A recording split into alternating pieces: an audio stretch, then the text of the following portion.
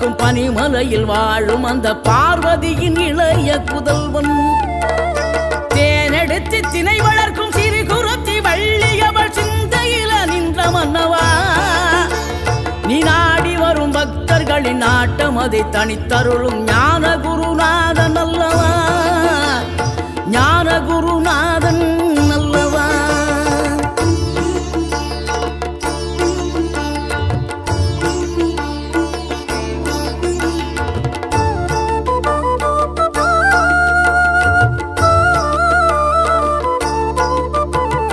நினைக்கின்ற பொழுதெல்லாம் நிகரில்லா பக்தி ரசம் கொடுக்கின்ற சக்தி வேலும்.